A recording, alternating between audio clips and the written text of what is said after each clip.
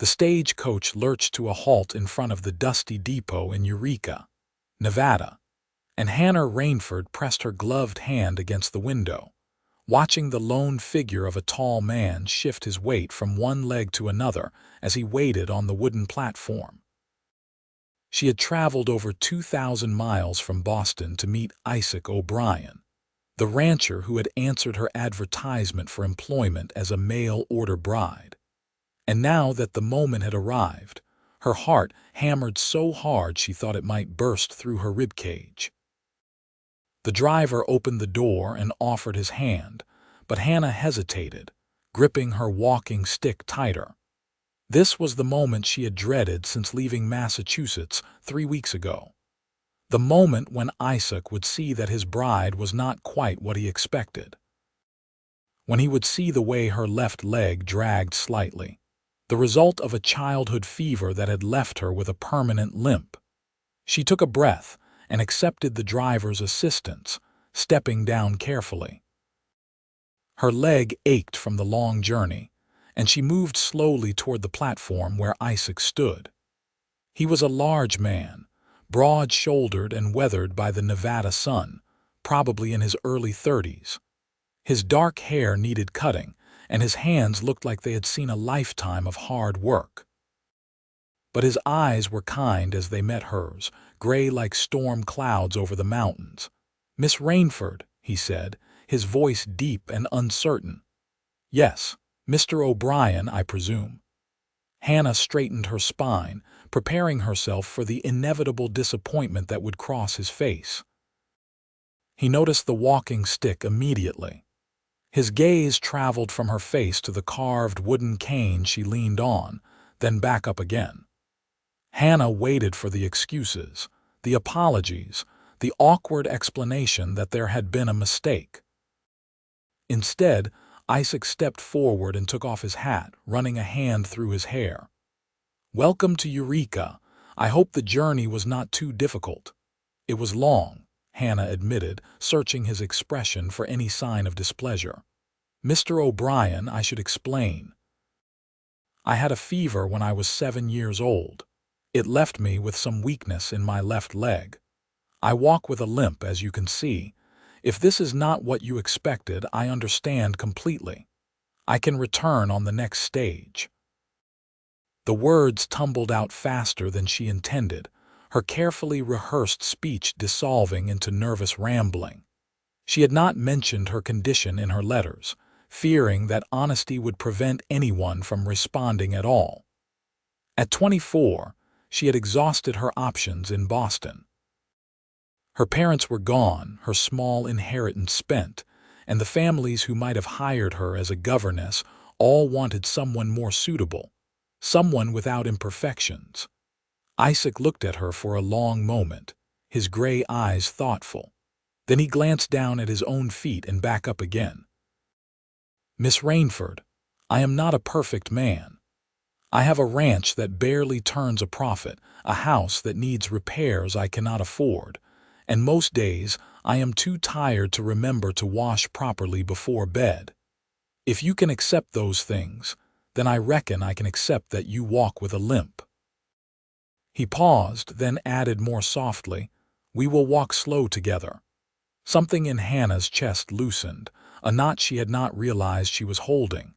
She blinked back the tears that threatened to form and nodded. "Thank you." "Let me get your trunk," Isaac said, moving past her to where the driver was unloading luggage. He lifted her worn leather trunk onto his shoulder with an ease that spoke of his strength, then gestured toward a wagon hitched nearby. "The ranch is about 5 miles outside of town. It is not much, but it is home." Hannah followed him to the wagon, moving carefully on the uneven ground. Isaac set her trunk in the back, then returned to help her up onto the seat. His hands were gentle but calloused, and he made sure she was settled before climbing up beside her. The town of Eureka stretched along the main street, a collection of wooden buildings that seemed to huddle together against the vast emptiness of the Nevada desert beyond. It was 1882, and the silver mines that had brought prosperity to the area were starting to decline, leaving behind a town that felt like it was holding its breath, waiting to see what came next. As they drove out of town, the landscape opened up into rolling hills covered with sagebrush and juniper trees. The mountains rose in the distance, their peaks still touched with snow despite the warmth of late spring. It was so different from Boston that Hannah felt like she had stepped into another world entirely. "Tell me about your ranch," she said, breaking the silence that had settled between them. Isaac kept his eyes on the road ahead. "I have about 200 head of cattle, some horses, a few chickens. I built the house myself 5 years ago when I first claimed the land. It is just 2 rooms right now, but I have plans to add more when I can afford the lumber." He glanced at her. "I should tell you straight off that money is tight. The cattle market is not what it used to be, and with the mines slowing down, there are fewer people to sell to. I will provide for you the best I can, but it will not be easy." "I did not come here expecting easy," Hannah said. "I came here because I had nowhere else to go and nothing else to lose. If you are honest with me, I will be honest with you. That seems like a fair beginning." "Fair enough." Isaac's mouth twitched in what might have been a smile. "What kind of work can you do? I mean no offense, but I need to know what to expect." Hannah had prepared for this question too. "I can cook, clean, mend clothes, tend a garden. I can read and write and do arithmetic. My leg slows me down, but it does not stop me from working. I simply need to rest more often than others might." "That is more than reasonable," Isaac said. "I am not looking for a slave. I am looking for a partner." The word hung in the air between them. Partner. It was more than Hannah had dared hope for. They rode in companionable silence for a while, the wagon wheels creaking rhythmically over the dirt road. Hannah studied Isaac from the corner of her eye, trying to understand the man she had agreed to marry. He was not handsome in the conventional sense, but there was something solid and dependable about him, something that made her feel safer than she had in years. "Why did you place an advertisement for a bride?" she asked finally. "Surely there are women in Eureka who would have married you." Isaac was quiet for so long that Hannah thought he might not answer. Then he said, "I am not good with people. I never have been. I can work cattle and fix fences and do all the things a rancher needs to do, but talking to people, courting, all that dancing around the truth, it makes me uncomfortable. When my parents died 6 years ago, I inherited this land and decided to make something of it. But a ranch is a lot of work for one person, and I realized I needed a wife. I thought maybe writing letters would be easier than trying to court someone proper." "And was it?" Hannah asked. "I do not know yet," Isaac said, but there was a hint of warmth in his voice that had not been there before. The ranch came into view as they crested a small rise. It was modest, as Isaac had warned, but it was more than Hannah had expected. The house was small but sturdy, built of weathered wood with a stone chimney rising from one end. A barn stood nearby, and Hannah could see cattle grazing in a fenced pasture beyond. It was simple and isolated, but it was real in a way that her life in Boston had never been. Isaac helped her down from the wagon and retrieved her trunk. "I will give you the bedroom," he said as they approached the house. "I will sleep in the main room until after we are married proper. The Reverend comes through Eureka once a month. He will be back in 2 weeks." Hannah felt a wave of relief. She had worried about the sleeping arrangements, about how awkward it might be to share a house with a stranger who was technically her husband but not really. "That is very considerate of you." The interior of the house was sparse but clean. The main room contained a table with 2 chairs, a wood stove, and a rocking chair near the fireplace. Shelves lined one wall, holding dishes and supplies. A door led to the bedroom, which was barely large enough for a narrow bed and a small dresser. "It is not much," Isaac said again, setting her trunk at the foot of the bed. "It is enough," Hannah replied, and she meant it. Over the next 2 weeks they fell into a routine. Hannah woke early to prepare breakfast while Isaac tended to the animals. She spent her mornings cleaning and organizing the house, which had clearly been neglected by a bachelor living alone. In the afternoons, she would rest her leg while Isaac worked on the ranch, and in the evenings they would share dinner and talk. The talking was stilted at first. Neither of them was accustomed to sharing their thoughts with another person. But gradually, as the days passed, they began to open up. Isaac told her about his parents, how his father had been a hard man who expected perfection, and his mother had been quiet and sad. He talked about his dream of building the ranch into something successful, something he could be proud of. Hannah shared her own story.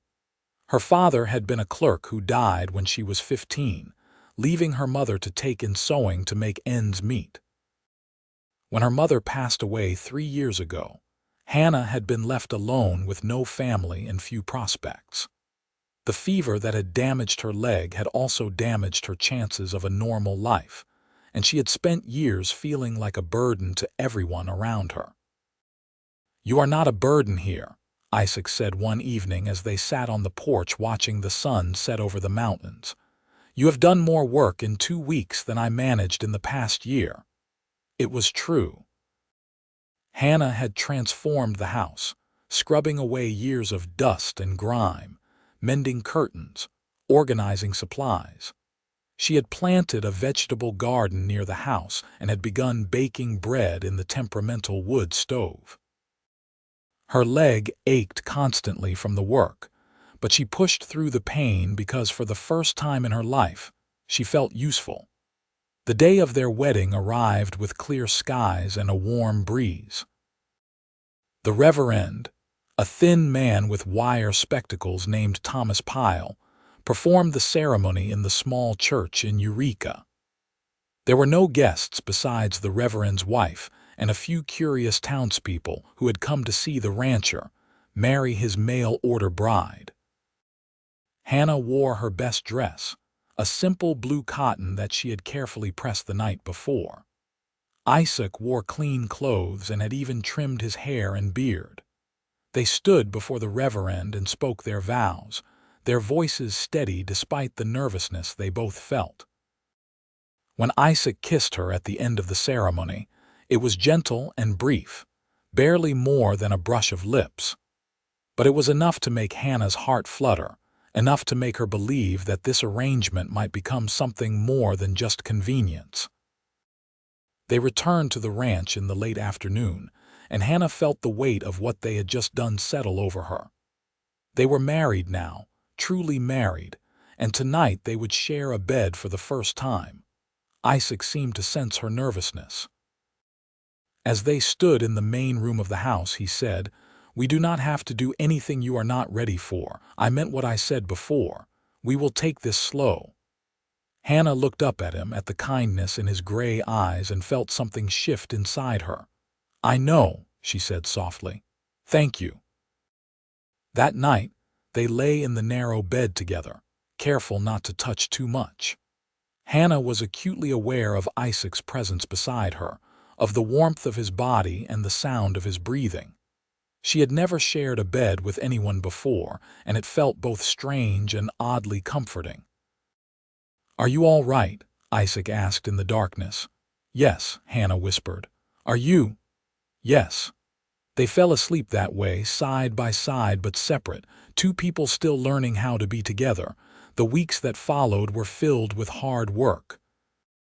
Summer came to Nevada with a vengeance, bringing heat that made the air shimmer and the ground crack. Hannah worked in the early mornings and late evenings, avoiding the worst of the heat. She tended her garden, which was beginning to produce lettuce and radishes. She made cheese from the milk of their 2 cows, and preserved what little fruit she could find growing wild near the ranch. Isaac worked from dawn until dark, riding out to check on the cattle, mending fences, hauling water. He came home exhausted every night, barely able to eat before falling into bed. Hannah would watch him sleep, this man who had become her husband, and feel a growing fondness for him. One evening in early July, Isaac came home with a deep gash on his arm. He had caught it on barbed wire while repairing a fence, and blood soaked through his shirt sleeve. "Sit down," Hannah commanded, her voice sharp with concern. She heated water on the stove and gathered clean cloths. When she peeled back his sleeve, the cut was worse than she had feared, deep and jagged. "It is not that bad," Isaac said, but his face was pale. "It is bad enough," Hannah replied. She cleaned the wound carefully, her hands steady despite her worry. "You need to be more careful." "I am always careful," Isaac protested, then winced as she applied whiskey to the cut to prevent infection. Clearly not careful enough. Hannah wrapped his arm with clean bandages, tying them securely. "You work too hard. You are going to kill yourself at this rate." "I work as hard as I need to," Isaac said, but there was no heat in his words. He was watching her face, his expression unreadable. "What?" Hannah asked, suddenly self-conscious. "Nothing. Just, you have a bit of blood on your cheek." He reached up with his good hand and gently wiped it away with his thumb. The touch was so tender, so unexpected, that Hannah felt her breath catch. Their eyes met, and for a moment neither of them moved. Then Isaac leaned forward and kissed her, a real kiss this time, not the brief peck they had shared at their wedding. Hannah kissed him back, her hands coming up to rest on his shoulders. It was clumsy and uncertain, but it felt right in a way that nothing else in her life ever had. When they pulled apart, Isaac was smiling, really smiling, and Hannah felt like she might float away with happiness. "I have been wanting to do that for weeks," he admitted. "Then why did you wait?" Hannah asked. "I did not want to rush you. I wanted you to feel safe here first." "I do feel safe," Hannah said. "I feel safer with you than I have ever felt anywhere." That night, their marriage became real in every sense. Isaac was gentle and patient, mindful of her leg and her inexperience. Afterward, they lay tangled together in the narrow bed, and Hannah thought that this feeling of belonging to someone and having them belong to you, was worth every hardship she had endured to get here. As the summer wore on, their bond deepened. They learned each other's rhythms, each other's needs.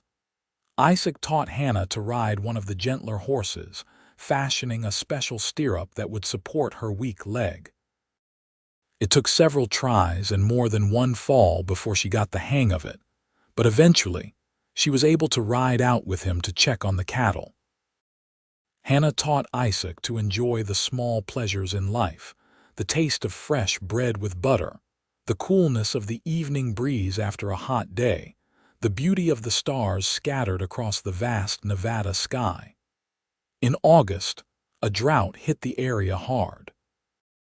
The creek that ran through Isaac's property slowed to a trickle, and the grass turned brown and brittle. The cattle grew thin, and Isaac grew worried. He rode into town to talk with other ranchers and came back with grim news. "Some of the smaller ranches are selling out," he told Hannah as they sat at the dinner table. "They cannot afford to keep going through a drought like this. The big cattle companies are buying up land for cheap." "What about us?" Hannah asked, fear tightening her chest. "We will make it through," Isaac said, but she could hear the uncertainty in his voice. "We have to." The drought continued through September and into October. Isaac had to haul water from town for the cattle, an exhausting and expensive process. Hannah watched their savings dwindle, saw the stress lines deepen on Isaac's face. She did everything she could to help, rationing their food, tending the garden with precious buckets of water, making sure nothing went to waste. One night, she found Isaac sitting outside, staring at the stars with a defeated look on his face. "What are you thinking about?" she asked, settling carefully onto the step beside him. I am thinking that maybe I made a mistake, he said quietly. Maybe I should have stayed in Sacramento where I grew up, found work in a shop or a warehouse. Maybe trying to build something out here was foolish. You are not a foolish man, Hannah said firmly. You are a man who had a dream and worked hard to make it real. That is not foolish. That is brave. I brought you all the way out here, and for what? To watch everything fall apart. Hannah took his hand, lacing her fingers through his. You brought me out here and gave me a home. You gave me a purpose and a partner. Even if we lose every cow and every acre of land, you have given me more than I ever had before. That is not nothing, Isaac. He turned to look at her, his eyes shining with unshed tears. How did I get so lucky to find you? I could ask you the same thing, Hannah whispered. They held each other as the night deepened around them, drawing strength from their shared resolve. The rains finally came in late October, turning the dusty ground to mud and filling the creek with rushing water. The grass began to grow again, and the cattle regained their strength. Isaac and Hannah had weathered their first real crisis together, and they had survived. As winter approached, Hannah discovered she was pregnant. She had suspected for a few weeks, but had waited to be sure before telling Isaac. When she finally shared the news one December evening, his face transformed with joy. A baby, he said, pulling her into his arms. We are going to have a baby. Yes, Hannah laughed, feeling tears of happiness stream down her face. In late spring, I think. Isaac spun her around carefully, mindful of her leg, then set her down and kissed her thoroughly. This is the best news I have ever received in my entire life. They spent the winter preparing for the baby. Isaac built a cradle from pine wood, sanding it smooth and carving small flowers along the edges. Hannah sewed tiny clothes and blankets, her heart full of hope for the future. The winter was harsh, with snow that piled up to the windowsills and temperatures that dropped well below freezing. But inside their small house, Isaac and Hannah were warm and content. They would sit by the fire in the evenings, Hannah knitting or mending while Isaac read aloud from the few books they owned or carved wooden toys for the baby. You think it will be a boy or a girl? Hannah asked one night, her hand resting on her growing belly. I do not care as long as the baby is healthy, Isaac said, and as long as you are healthy. I am healthy, Hannah assured him. I feel better than I have in years. It was true.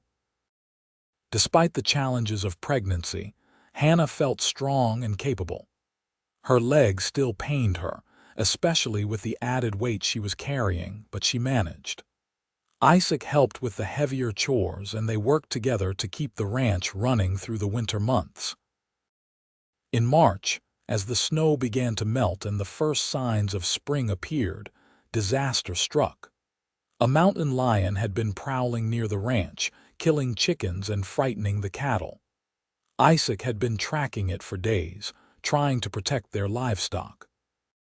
One evening he did not come home when expected. Hannah waited, growing more anxious with each passing hour. Finally, as the sun set, she heard the sound of a horse approaching. She hurried outside, her heart in her throat, and found Isaac slumped in the saddle, his shirt torn and bloody. I found the lion, he said weakly before sliding off the horse. Hannah caught him as best she could, her pregnant belly making it difficult, but she managed to keep him from hitting the ground too hard. She could see deep claw marks across his chest and shoulder. Help me inside, she said, her voice surprisingly calm despite her fear. We need to clean these wounds. With great effort, she got Isaac into the house and onto the bed. She heated water, gathered her medical supplies, and set to work. The wounds were deep but not fatal, thank God. She cleaned and bandaged them, her hands shaking slightly but her resolve steady. You were lucky, she told him as she worked. A few inches lower and that cat might have killed you. I got it, Isaac said through gritted teeth. It would not bother us again. I do not care about the damned cat, Hannah said fiercely. I care about you. Do not ever scare me like that again. Isaac looked up at her, seeing the tears streaming down her face, and reached up to touch her cheek. I am sorry. I promise I will be more careful. You better be, Hannah said, her voice breaking, because this baby needs a father and I need my husband. Isaac recovered slowly over the next few weeks. The wounds healed cleanly, though they would leave impressive scars. He was restless being confined to bed, but Hannah was firm about making him rest. She took over more of the ranch work, moving slowly but steadily, doing what she could despite her advanced pregnancy. Their neighbor, a grizzled old rancher named Walter Sims who lived 5 miles to the east, stopped by one day and was surprised to find Hannah doing the morning chores. "Where is Isaac?" he asked, dismounting from his horse. "Recovering from a mountain lion attack," Hannah said, wiping sweat from her forehead. "He is on the mend but still needs to rest." Walter's eyes widened. "And you are out here doing this work in your condition? Madam, that is not right. Let me help." Before Hannah could protest, Walter had unsaddled his horse and was taking over the feeding. He returned the next day with his 2 grown sons, and together they spent the day catching up on the heavier chores that had been piling up. "Why are you doing this?" Isaac asked when Walter came to check on him. "Because neighbors help neighbors," Walter said simply. "You would do the same for me." It was true, and Isaac felt humbled by the kindness. He had always been so focused on being self-reliant that he had never considered that accepting help was not the same as admitting weakness. Hannah's time came in early May on a warm morning when the wildflowers were blooming across the hills. Isaac sent Walter's oldest son racing into town to fetch the midwife, an experienced woman named Martha Collins. The labor was long and difficult, lasting well into the night, but Hannah was strong and determined. When their son finally arrived, red-faced and wailing, Isaac thought his heart might burst with love. He held the tiny baby in his large, work-roughened hands and felt tears streaming down his face. "We have a son," he said wonderingly, looking at Hannah where she lay exhausted but glowing with happiness. "We have a son." "What should we name him?" Hannah asked. They had discussed names throughout the winter but had never quite decided. Now, looking at his boy, Isaac said, "James." "After your father." Hannah smiled through her tears. "James O'Brien. It is perfect." The arrival of baby James brought new challenges and new joys. The house that had seemed small for 2 people felt even smaller with a crying infant, but neither Isaac nor Hannah complained. They adjusted their routines, taking turns walking James when he would not sleep, marveling at every small milestone, every change. Hannah discovered that motherhood suited her.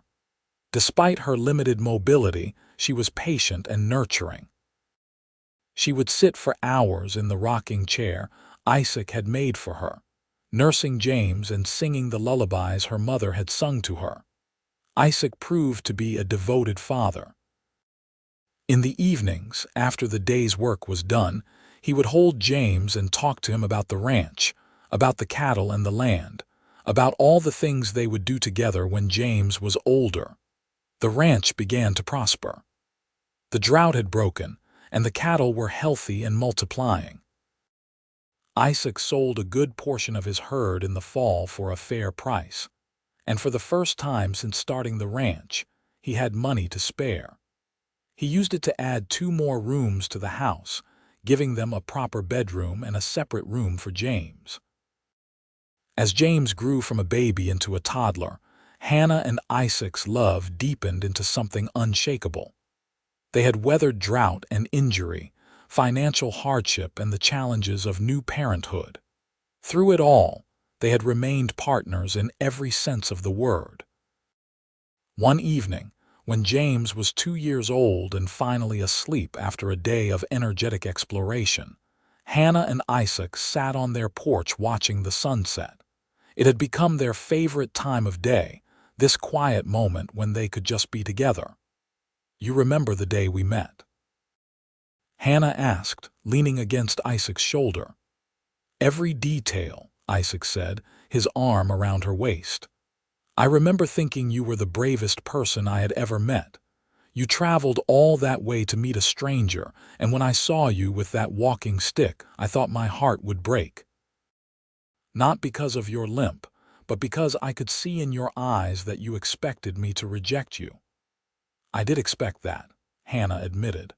"Every other person in my life had either pitied me or dismissed me because of my leg. But then you said we would walk slow together, and I knew you were different." "I am not different," Isaac said. "I am just a man who knows what it is like to feel like you do not quite fit. I know what it is like to work twice as hard for half the recognition. Maybe that is why we understand each other." "Maybe," Hannah agreed. She turned to look at him, at the face she had come to know so well, at the gray eyes that looked at her with such love. "I never imagined I could be this happy. There were times in Boston when I thought about just giving up, about ending it all because I could not see a future for myself. And now look at us. We have a home, a son, each other. It is more than I ever dreamed possible."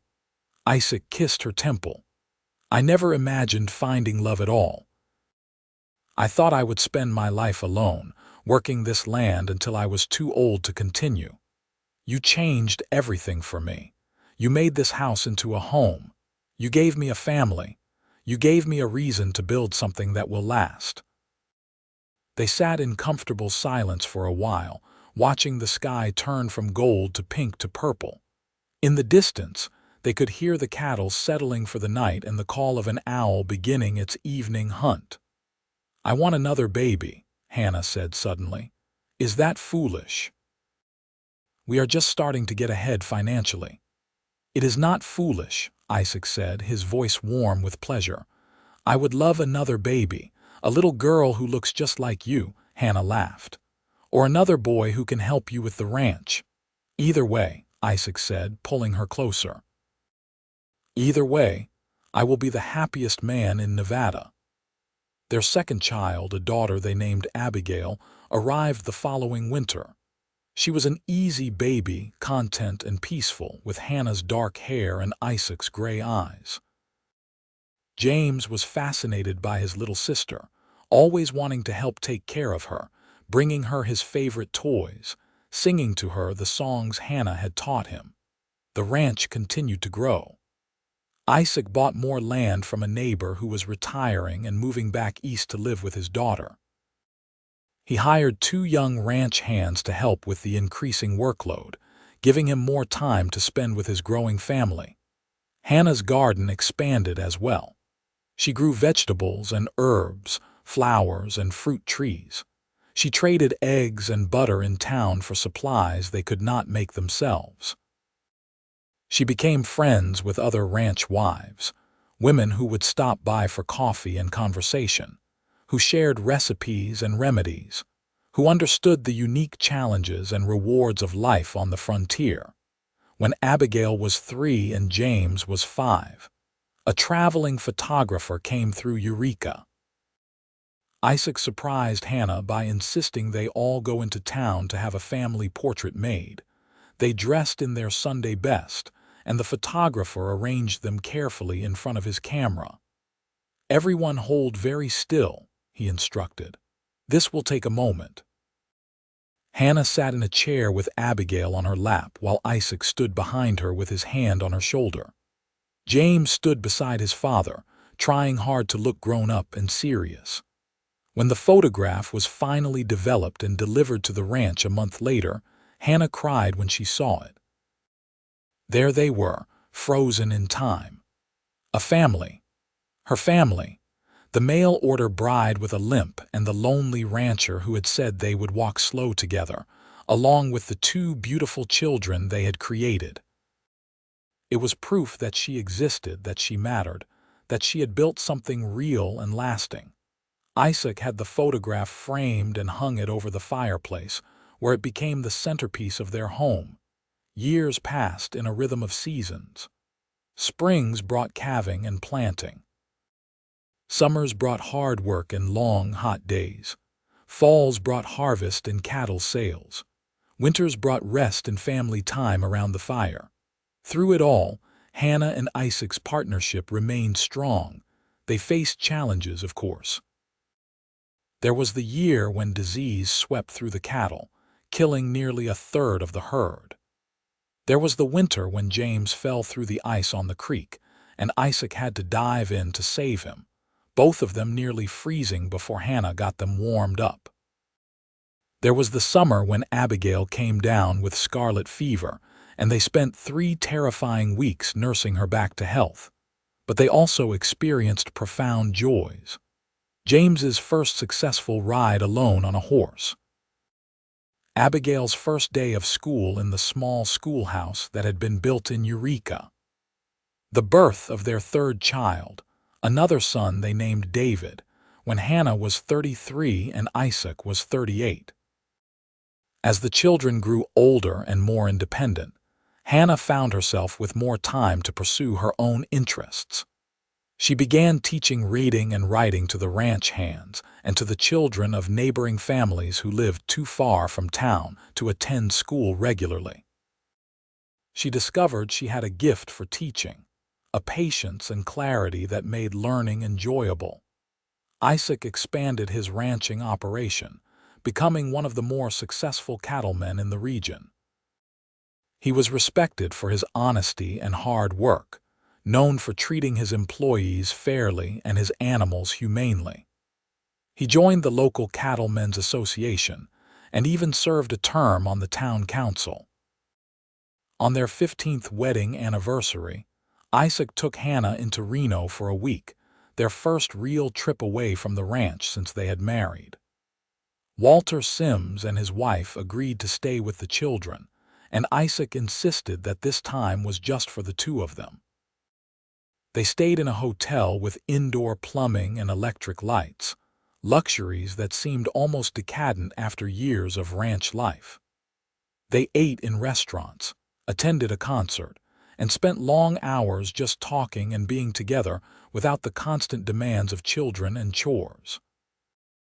On their last night in Reno, as they were getting ready for bed, Hannah looked at herself in the full-length mirror in their hotel room. She was 39 now, her dark hair touched with gray, her face lined from years of sun and wind.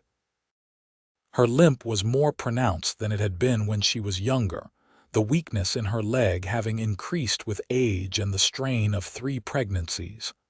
Isaac came up behind her and wrapped his arms around her waist, meeting her eyes in the mirror. "What are you thinking about?" he asked.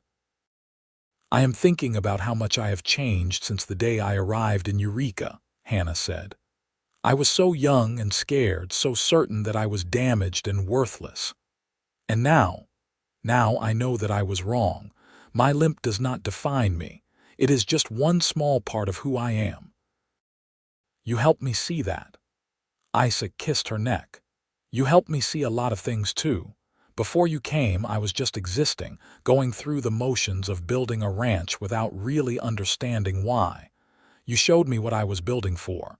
You gave my life meaning." They made love that night with a tenderness and passion that came from years of intimacy, from truly knowing and being known by another person. When they returned to the ranch the next day, they felt renewed, ready to face whatever challenges the future might bring. The children continued to grow. James, at 17, was already taller than his father and nearly as strong. He worked the ranch alongside Isaac, learning everything he needed to know to eventually take over the operation. He was a serious young man, thoughtful and responsible, with his mother's kind heart and his father's work ethic. Abigail, at 15, was beautiful and spirited. She had inherited her parents' determination, but applied it to books and learning rather than ranching. She dreamed of becoming a teacher, perhaps even attending the normal school in Carson City. Hannah and Isaac encouraged her ambitions, proud of her intelligence and drive. David, at 7, was still young enough to be more interested in play than work, though he helped with simple chores. He was the family's joy, always laughing, always finding adventure in the simplest things. One evening in late summer, when the work was done and the family was gathered for dinner, James cleared his throat nervously. "I have something I need to tell everyone," he said. All eyes turned to him. He glanced at his father, then at his mother, and continued. "I have been calling on Elizabeth Hartley for a few months now. Today I asked her father for permission to court her properly, and he agreed.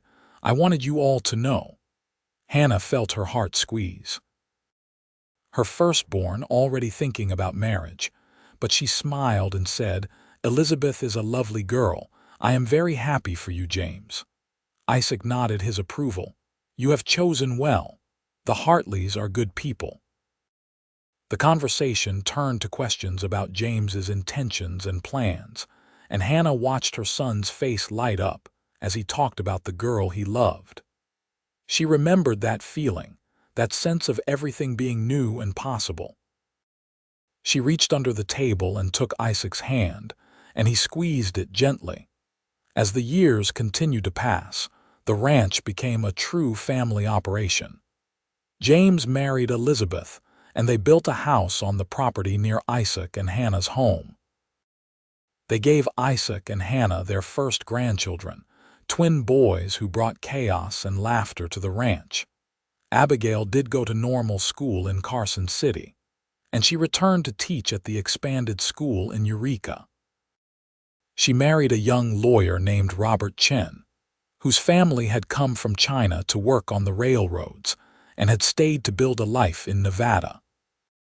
Some in the town disapproved of the match, but Hannah and Isaac welcomed Robert into their family without hesitation, having learned long ago that love mattered more than convention. David surprised everyone by showing an aptitude for business.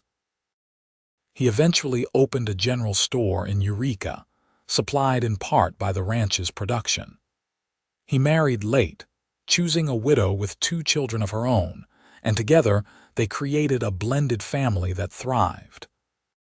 Hannah's hair turned completely silver, and she needed her walking stick more than ever. But she remained active, still tending her garden in the summer, still teaching whoever wanted to learn, still managing the household with efficiency and grace. Her limp had never slowed her down, just as Isaac had promised all those years ago. Isaac's body bore the marks of a life of hard work. His hands were gnarled with arthritis, his back often ached, and he moved more slowly than he once had. But he was still strong in the ways that mattered. His mind was sharp, his heart was full, and his love for Hannah never wavered. On their 30th wedding anniversary, the family threw a grand celebration. All 3 children were there with their families, along with friends from town and neighboring ranches. There was music and dancing, food and laughter, toasts and speeches. As the sun began to set and the party continued around them, Hannah and Isaac slipped away to their favorite spot on the porch. They sat in the rocking chairs Isaac had made years ago, watching the land they had built their life on, listening to the sounds of their family celebrating inside. 30 years, Hannah said softly. Can you believe it has been 30 years? Some days it feels like yesterday, Isaac said. Other days it feels like we have always been together. Do you have any regrets? Hannah asked. Isaac considered the question seriously as he considered all of Hannah's questions. No, he said finally. I do not regret a single day. Even the hard times, the scary times, they all led us here. They all made us who we are. I feel the same way, Hannah said. She reached over and took his hand, their fingers intertwining automatically as they had done thousands of times over the years. I cannot imagine what my life would have been like if I had not gotten on that stagecoach, if I had not taken a chance on a stranger in Nevada." "You would have found another way," Isaac said loyally. "You are too strong to have been defeated by circumstance." "Maybe," Hannah said. "But I am glad I did not have to find out. I am glad I found you." They sat in silence for a while, content in each other's presence. The sounds of music and laughter drifted out from the house, proof of the life they had built together, the legacy they would leave behind. "Do you remember what you said to me the day we met?" Hannah asked. "When I told you about my limp and expected you to send me away." "I said we would walk slow together," Isaac replied. "You kept that promise," Hannah said, her voice thick with emotion. "Every single day for 30 years, you kept that promise." "It was the easiest promise I ever made," Isaac said, "and the most important." As darkness fell and the stars began to appear in the vast Nevada sky, they sat together, the mail-order bride and the lonely rancher, no longer lonely, no longer just surviving but truly living. They had built something beautiful out of nothing, created a family from a leap of faith, found love in the most unexpected place. Inside the house, someone started playing a waltz on the piano. Isaac stood and held out his hand to Hannah. "May I have this dance?" Hannah laughed. "Isaac, we cannot dance. You know I cannot dance." "Sure we can," he said, pulling her gently to her feet. "We just do it slow." And there on the porch under the stars they swayed together to the distant music. Hannah leaned her head on Isaac's shoulder, her walking stick forgotten against the railing, supported completely by his strong arms. They moved slowly, carefully, perfectly in sync after 3 decades of partnership. It was not a graceful dance, not the kind that would impress anyone watching. But it was theirs, and it was perfect. The years continued their relentless march forward. Hannah and Isaac grew older slower, but their love remained constant. They celebrated more anniversaries, welcomed more grandchildren, and eventually great-grandchildren. The ranch that Isaac had started alone became a thriving family business that would continue for generations. There were sorrows too, as there always are in a long life. They lost friends, including Walter Sims, who had been such a help in their early years. They faced health problems, aches and pains that came with age. But they faced everything together, just as they always had, on a cool autumn evening when Hannah was 68 and Isaac was 73. They sat together on their porch as they had done countless times before. The house behind them was quiet, the children grown and gone to their own homes, though they visited often. Hannah's limp was more pronounced than ever, and she rarely went far from the house anymore. Isaac's movements were stiff with arthritis, and he had turned most of the ranch operations over to James years ago, but they were content, grateful for every day they had together.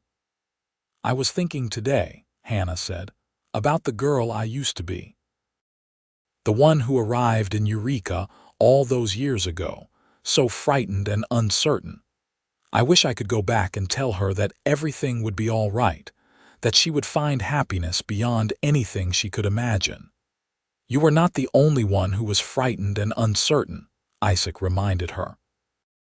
"I was terrified the day you arrived, terrified that I would disappoint you, that I would not be enough." "You have always been enough," Hannah said firmly. "You have always been exactly what I needed."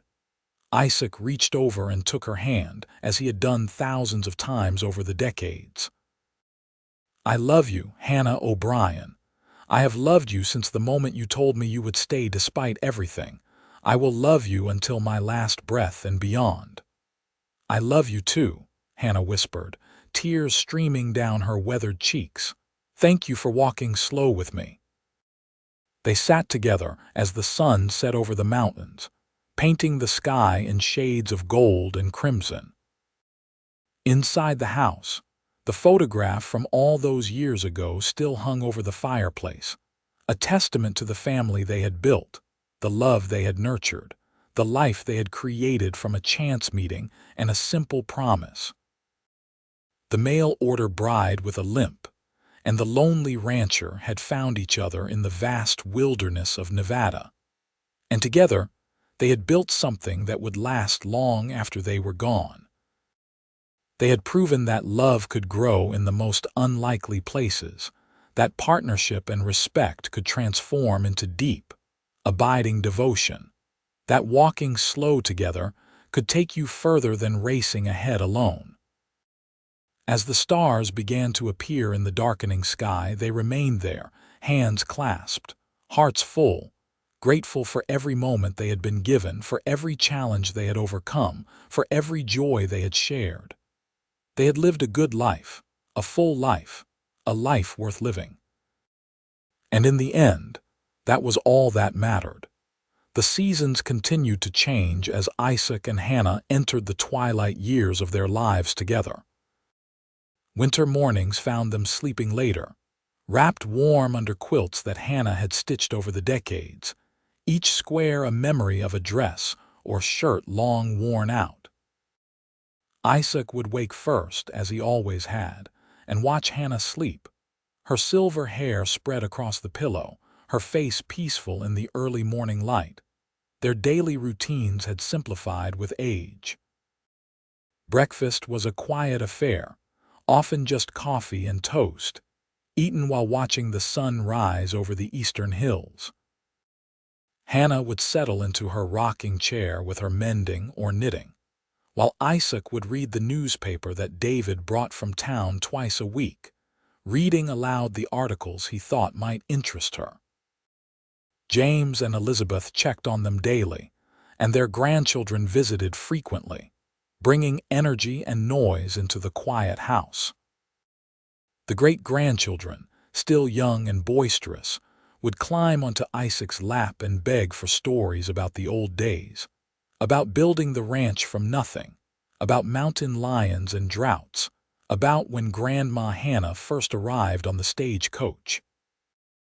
Isaac never tired of telling these stories, each retelling polishing them until they gleamed like precious stones. And Hannah would listen, smiling at the parts he exaggerated for the children's entertainment, occasionally correcting a detail he had gotten wrong.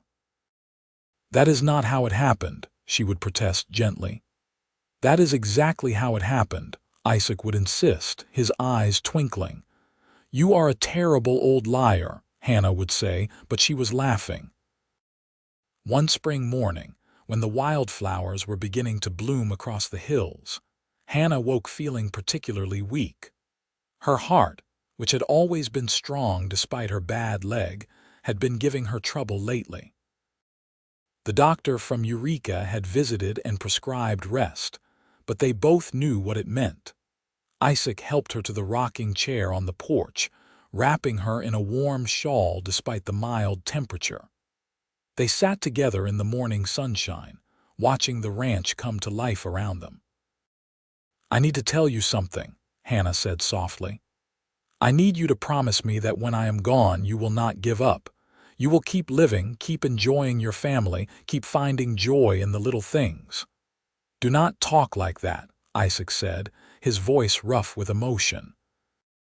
"You are not going anywhere." "Isaac," Hannah said gently, taking his weathered hand in hers. "We both know that is not true. I can feel it. My time is coming and I need to know that you will be all right." "I will never be all right without you," Isaac said, tears streaming down his face. "You are my everything. You have been my everything for 46 years. And you have been mine," Hannah said, her own tears falling. "You saved me, Isaac O'Brien. You gave me a life worth living, a love worth having. You kept your promise." We walked slow together, and it was the most beautiful journey I could have imagined. They sat together all morning, holding hands, sometimes talking, sometimes just existing in the comfortable silence that comes from a lifetime of companionship. Hannah grew more tired as the day wore on, and Isaac helped her back to bed in the afternoon.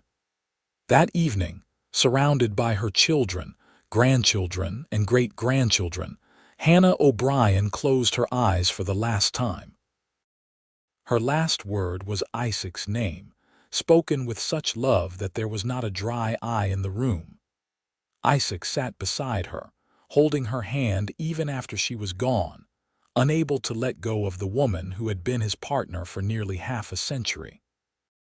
The funeral was held in the church in Eureka, the same church where they had been married so many years ago. It seemed like the entire county came to pay their respects to the woman who had been a teacher, a friend, a mother, and a grandmother to so many. They spoke of her kindness, her strength, her determination to never let her physical limitations define her. Isaac listened to it all in numb silence, unable to fully comprehend a world without Hannah in it. In the weeks and months that followed, Isaac struggled. The house felt empty and cold without Hannah's presence. Her rocking chair sat unused, her garden began to grow wild, her mending basket remained where she had left it. Isaac found himself talking to her anyway, continuing the conversations they had shared for so many years. James and Elizabeth tried to convince him to move in with them, but Isaac refused. This was his home, Hannah's home, and he was not ready to leave it. As summer turned to fall and fall turned to winter, Isaac slowly found his way back to a kind of peace. He spent his days puttering around the ranch, helping where he could but mostly just existing. He told stories about Hannah to anyone who would listen, keeping her memory alive through his words. On cold evenings, he would sit in his rocking chair, and he could almost feel Hannah sitting beside him in hers. He would talk to her about the children and grandchildren, about the ranch, about the changing world around them. And sometimes, when the house was very quiet, he swore he could hear her voice responding, gentle and loving. One evening in early December, as the first snows of winter began to fall, Isaac felt a deep weariness settle over him. He had been feeling his age more acutely lately, his body finally giving out after decades of hard use. He knew, with a certainty that came from living a long life, that his time was coming too. He was not afraid. If anything, he felt a sense of anticipation, knowing that soon he would see Hannah again. James found him the next morning, sitting peacefully in his rocking chair on the porch, wrapped in a warm coat, a slight smile on his face. He had passed during the night, quietly and without pain, looking out over the land he had loved and tended for so many years. They buried Isaac beside Hannah in the cemetery on the hill outside Eureka, their graves marked by a simple stone that bore both their names and the words. They walked together. The ranch continued, passed down to James and then to his children, a living legacy of the love and partnership that had built it.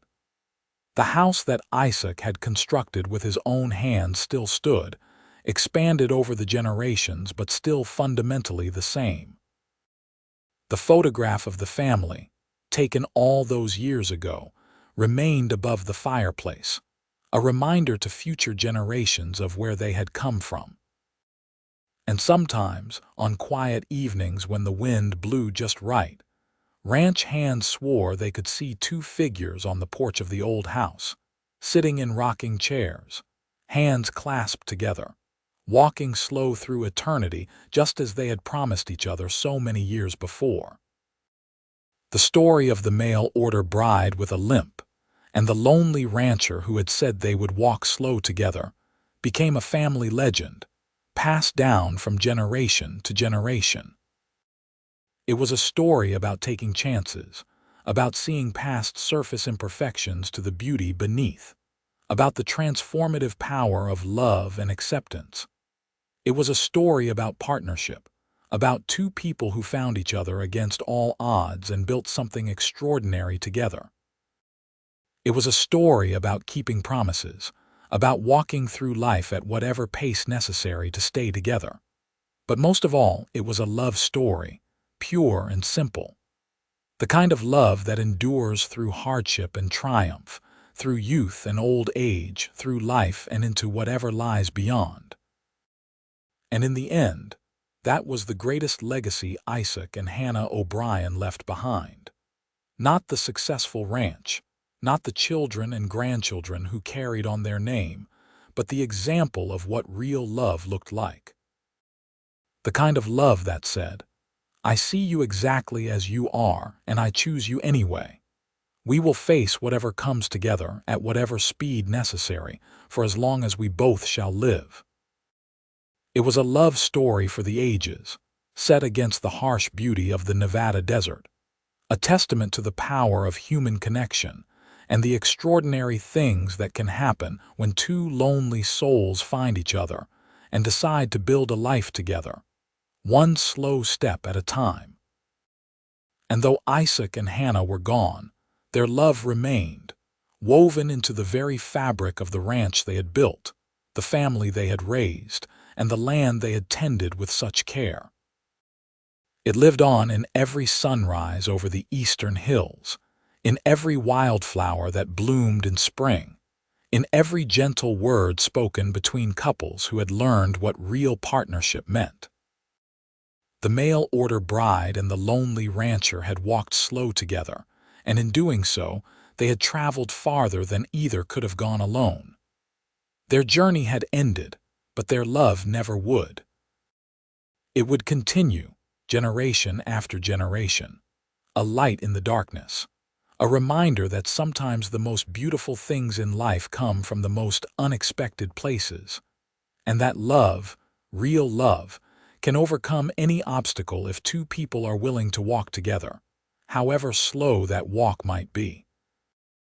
The O'Brien Ranch flourished through the turn of the century and beyond, always remembered as the place where a miracle of love had occurred, where two imperfect people had found perfect love, where a simple promise had changed everything. And that was exactly how Hannah and Isaac would have wanted to be remembered, not for what they had accomplished, but for how they had loved, completely and without reservation, every single day of their lives together.